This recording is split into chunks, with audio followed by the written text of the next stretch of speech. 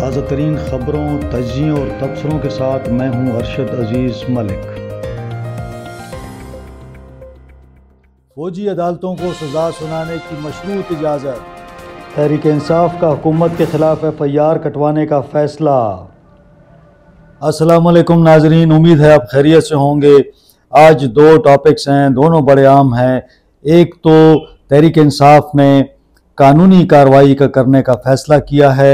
इस्लामाबाद में जो कारकुन उनके जाँ बहक हुए, जो ज़ख्मी हुए और साथ साथ जो लोग लापता हैं, उनके हवाले से तहरीक इंसाफ ने कानूनी कार्रवाई का फ़ैसला किया है। दूसरी बड़ी ख़बर यह है कि सुप्रीम कोर्ट ने फ़ौजी अदालतों को मुल्ज़मान के ख़िलाफ़ जो फ़ैसले हैं वो सुनाने की इजाज़त दे दी है, और यकीनन ये तहरीक इंसाफ के लिए एक बुरी ख़बर है। पहले चलते हैं सुप्रीम कोर्ट की जानिब। तो सुप्रीम कोर्ट में समाअत थी और ये आइनी बेंच था जिसको जस्टिस अमीनुद्दीन उसकी सरबराही कर रहे थे, और इस बेंच में जो कार्रवाई हुई उसमें बेंच ने जो आखिरी अपना हुक्मनामा जारी किया है उसमें सुप्रीम कोर्ट ने 86 मुल्ज़िमान के ख़िलाफ़ आर्मी कोर्ट में जारी ट्रायल में फ़ैसला सुनाने की इजाज़त दे दी है। तो यकीनन ये एक प्रोसीडिंग थी आज की, और इसके हवाले से मैं आपको थोड़ी सी डिटेल भी बताता हूँ। समाअत के आगाज़ पर जस्टिस जमालुद्दीन मंदुखेल ने रिमार्क्स दिए कि इस नुक्ते पर दलाइल दें कि आर्मी एक्ट की कलदम दफ़ात आइन के मुताबिक हैं। क्या आर्मी एक्ट में तरमीम करके हर फर्द को इसके ज़ुमरे में लाया जा सकता है? इस पहलू को भी मद्देनज़र रखें कि आर्मी एक्ट 1973 के आइन से पहले बनाया था। इसके साथ साथ जस्टिस मोहम्मद अली मज़र ने इस्तफसार किया, पहले बताएं अदालती फ़ैसले में दफ़ात का कलदम करने की वजूहात क्या हैं। ख्वाजा हारिस ने जवाब दिया कि सुप्रीम कोर्ट के फ़ैसले में खामियां हैं।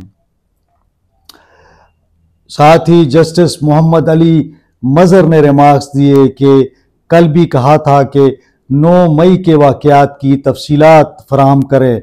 फ़िलहाल तो हमारे सामने मामला सिर्फ कोर कमांडर हाउस का है। अगर केस सिर्फ कोर कमांडर तक ही रखना है तो भी आगाह कर दें। इस पर एडिशनल अटॉर्नी जनरल ने जवाब दिया कि तमाम तफसीलात आज ही मौसूल हुई हैं। तफसीलात मुतफ़र्रिक़ दरख्वास्तों की सूरत में जमा करवा रहा हूँ, ये जवाब था। इसके बाद आइनी बेंच में शामिल मुसर्रत हिलाली जो हैं, जिनका ताल्लुक़ KP से है, उन्होंने सवाल किया, जिन दफ़ात को कलदम करार दिया गया है इनके तहत होने वाले ट्रायल का क्या होगा? 9 मई से कबल भी तो किसी को इन दफ़ात के तहत सज़ा हुई होगी। वज़ारत दिफा के वकील ने जवाब दिया, अमूमन कलदम होने से पहले मुतल्लिका दफ़ात पर हुए फ़ैसलों को तहफ़्फ़ुज़ होता है। इस पर जस्टिस मुसर्रत ने रिमार्क्स दिए कि ये तो उन मुल्ज़िमान के साथ तासुब बरतने वाली बात है। जस्टिस मंदुखेल ने कहा कि अफ़वाज पाकिस्तान में कोई शख्स ज़बरदस्ती नहीं बल्कि अपनी मर्ज़ी से जाता है। फ़ौज में शामिल होने वालों को मालूम होता है कि इस पर आर्मी एक्ट लागू होगा, और आर्मी एक्ट के तहत बुनियादी हकूक़ मुयस्सर नहीं होते।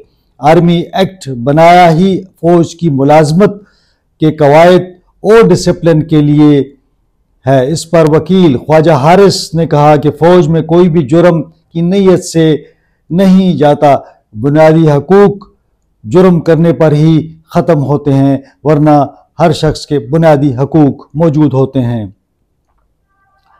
इस पर जस्टिस मंदुखेल ने पूछा, क्या अपील में सुप्रीम कोर्ट सिर्फ अपील कुनिंदा की सदा तक महदूद रहेगी? क्या अदालत फैसले के दीगर पहलुओं का भी जायजा ले सकती है? जबकि जस्टिस अमीनुद्दीन ने रिमार्क्स दिए कि फरीकैन अपनी मारूज़ात तक महदूद रह सकते हैं, लेकिन अदालत नहीं। समाअत के अख्तिताम पर आईनी बेंच ने केस में आज की समाअत का हुक्मनामा जारी करते हुए फौजी अदालतों को 85 मुल्जिमान के फैसले सुनाने की इजाज़त दे दी। आईनी बेंच ने कहा कि फौजी अदालतों के फैसले सुप्रीम कोर्ट में ज़ेर इल्तवा मुकदमे के फैसले से मशरूत होंगे। जिन मुल्जिमान को सज़ाओं में रियायत मिल सकती है वो देकर रिहा किया जाए। जिन मुल्जिमान को रिहा नहीं किया जा सकता इन्हें सज़ा सुनाने पर जेलों में मुंतकिल किया जाए।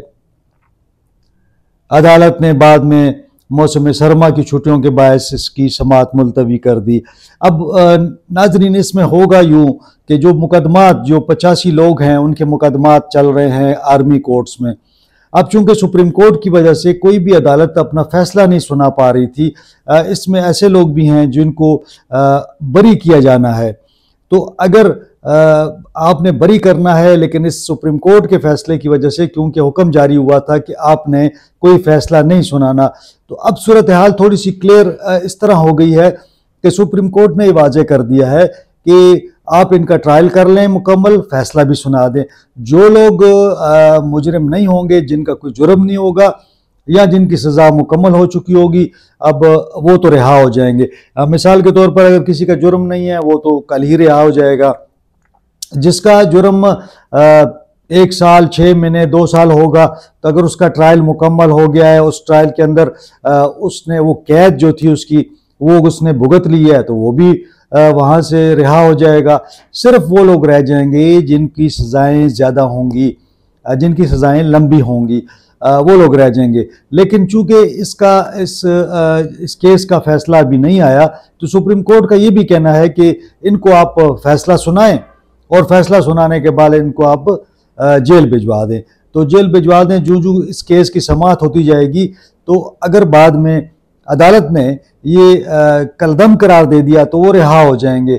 अगर अदालत ने कहा कि नहीं, सिविलियन का ट्रायल जो है वो मिलिट्री कोर्ट्स में हो सकता है क्योंकि उन्होंने मिलिट्री इंस्टॉलेशन पर हमले किए हैं, तो फिर वो सज़ा उनकी बरकरार रहेगी और इस दौरान अगर उनकी सज़ा मुकम्मल होती है तो वो रिहा हो जाएंगे। तो मेरे ख्याल में एक अच्छा फ़ैसला है, बड़ा फ़ैसला है, और तहरीक इंसाफ के जो वर्कर हैं यकीनन वो काफ़ी टाइम से 85 के करीब लोग हैं जो इन केसों में अभी तक वहाँ पे ज़ेर हिरासत हैं, तो यकीनन कुछ को रिलीफ मिल जाएगा और कुछ जो हैं वो जेलों को मुंतकिल हो जाएंगे। यकीनन वो आर्मी के वहाँ से जो उनकी हिरासत है, गिरफ्तार वहाँ पे हैं, तो वहाँ से वो निकल के जो जेल हैं वहाँ चले जाएंगे। तो बहरहाल देखते हैं कि चूँकि अभी दिसंबर की छुट्टियां आ रही हैं और जजेस साहिबान जो है ये बेंच अवेलेबल नहीं होगा, तो जो ही ये दोबारा बेंच बनता है तो इस पर कार्रवाई होती है। अब मैं दूसरी खबर की जानिब जाता हूँ, जो कि आपको पता है कि 24 तारीख को इस्लामाबाद पर जो चढ़ाई तहरीक इंसाफ ने की थी और एहतजाज का ऐलान किया था, तो 24 और 25 को ये काफ़िले चलते रहे और 26 को जाके इस्लामाबाद में जब दाखिल हुए तो रात को वहाँ पे कार्रवाई हो गई। और तहरीक इंसाफ का ये दावा है कि 22 के करीब उनके जो वो कारकुन हैं वो इसमें जाँ बाग हुए। और साथ साथ अब जो लिस्ट बनाई गई है, यकीनन जो लिस्ट सामने आई है वो नामों के साथ आई है। इसमें 139 ऐसे लोग हैं जिनके बारे में बताया जा रहा है कि वो लापता हैं।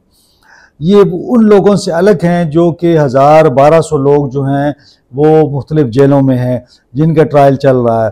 वो इस्लामाबाद पुलिस की हिरासत में हैं या पंजाब पुलिस की हिरासत में हैं, तो वो नाम तो ऑलरेडी हैं, मौजूद हैं, लेकिन ये जो 139 लोग हैं इनके बारे में कहा जा रहा है कि ये लापता हैं।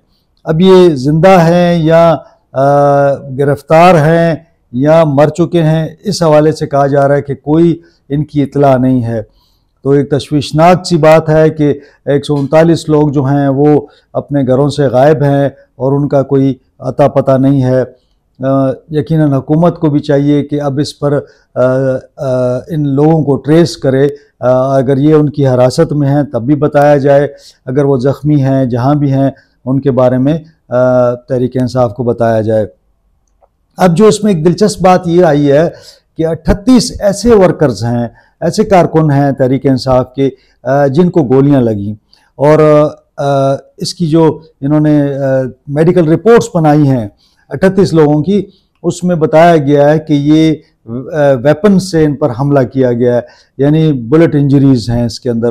तो अब ये जो बैरिस्टर अपना तहरीक इंसाफ के जो लोग हैं और बैरिस्टर गौहर साहब जो हैं वो इस चीज़ को लेकर चल रहे हैं, उन्होंने बाज़ाब्ता तौर पर क्रिमिनल प्रोसीडिंग्स के लिए ये एक दरख्वास्त जमा करा दी है ताकि सारे शवाहिद के साथ कि ताकि इस पर एक FIR काटी जाए और FIR जो है वो वफाकी हुकूमत के ख़िलाफ़ काटी जाए। उसमें जो है देखना ये पड़ेगा कि किस किस को नामज़द किया जाता है, लेकिन अगर FIR का प्रोसेस शुरू होता है और FIR कट जाती है तो अलग चीज़ है। अगर FIR नहीं कटती तो तहरीक इंसाफ का ये दावा है कि हम 22A के लिए अदालत जाएंगे। 22A के लिए आपको सेशन कोर्ट जाना पड़ेगा, इस्लामाबाद की सेशन कोर्ट में ये लोग अप्लाई करेंगे ताकि अगर हमारी FIR नहीं कटती तो FIR काटने के लिए अदालत से रुजू किया जाएगा।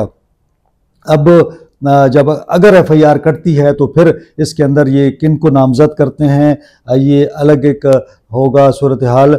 क्योंकि अगर मेरे ख्याल में जो मेरी बात हुई तहरीक इंसाफ के कुछ दोस्तों से, उनका ये कहना है कि वो वज़ीर आज़म के ख़िलाफ़, वज़ीर दाखिला के ख़िलाफ़, IG इस्लामाबाद के ख़िलाफ़ और पुलिस के तमाम कोई 600 के करीब जो लोग हैं उनके ख़िलाफ़ वो FIR करना चाह रहे हैं। तो यकीनन अगर इस किस्म की FIR हो जाती है जिसमें वर्करों की शहादत और उनको ज़ख्मी होने का, तो ये एक बहुत बड़ा इशू बन सकता है हुकूमत के लिए। अब देखना यह है कि कानूनी माहिरीन क्या इसमें बात करते हैं और पुलिस जो है क्या वो इस दरख्वास्त को एंटरटेन करती है और इस पर कोई FIR दर्ज करती है, या तहरीक इंसाफ जो है वो अदालत जाती है 22A के लिए ताकि अदालत हुक्म दे और ये एक FIR हो। दूसरी जानिब मुज़ाकरात की बात भी चल रही है और तहरीक इंसाफ और हुकूमत के दरमियान मुज़ाकरात की बात काफ़ी हद तक मामला चल रहे हैं, लेकिन यहाँ पे इमरान खान साहब इंतहाई बरहम हैं और वो खुश नहीं हैं अपनी क़यादत से। उन्होंने कल ही बताया कि मेरी क़यादत जो है वो गुडी गुडी खेल रही है, वो वहाँ मज़े कर रही है बाहर, और जबकि मैं जेल में मौजूद हूँ। तो ये बड़ा क्वेश्चन मार्क आ रहा है तहरीक इंसाफ की क़यादत पर कि इमरान खान साहब जेल में हैं और वो उनसे खुश नहीं हैं। अब अगर मुज़ाकरात होते हैं तो अगर कामयाब होते हैं, बातचीत शुरू होती है तो ये अलग से एक मामला होगा, लेकिन साथ साथ जो मैं देख रहा था तहरीक इंसाफ के रहनुमा बैरिस्टर गौहर, शेर अफजल मरवत और दीगर की बातचीत में सुन रहा था, तो उससे ये महसूस होता था कि तहरीक इंसाफ चाहती है कि मुज़ाकरात हों, लेकिन हुकूमत की जानिब से सर्दमोरी का मुजाहरा किया जा रहा है। लेकिन अगर ये मुज़ाकरात नहीं होते तो तहरीक इंसाफ जो है वो कोशिश करेगी कि वो फिर उसके बाद सिविल नाफरमानी की जानिब जाएगी। हालांकि सिविल नाफरमानी के हवाले से ये कहा जा रहा है कि अभी कोई तैयारी नहीं है और इसमें अगर नाकामी की सूरत में एक सेटबैक होगा तहरीक इंसाफ के लिए। बहरहाल अभी कोई डेट उन्होंने अनाउंस नहीं की, लेकिन इस पर इमरान खान साहब भी ये कहते हैं कि मशावरत जारी है और मशावरत के बाद फ़ैसला किया जाएगा। लेकिन जो घेरा तहरीक इंसाफ के ख़िलाफ़ है वो तंग होता जा रहा है। जनरल फैज़ का जो मामला है वो भी काफ़ी हद तक आगे बढ़ चुका है, उसमें इमरान खान साहब को भी शामिल किए जाने का इम्कान है। जबकि ये जो सज़ाएँ दी जा रही हैं मुख्तलिफ़ फ़ौजी अदालतों से, ये भी तहरीक इंसाफ के लिए एक बुरी ख़बर है। बहरहाल ये जो 85 मुल्ज़िमान हैं ये अगली अदालतों में ये सुप्रीम कोर्ट तक जा सकेंगे कि अगर ये इन अदालतों के फ़ौजी अदालतों के फ़ैसलों से अगर ये मुतमईन ना हो तो यकीनन ये अपील में जा सकेंगे। आज तक के लिए इतना ही। मुझे इजाज़त दीजिएगा। बहुत शुक्रिया।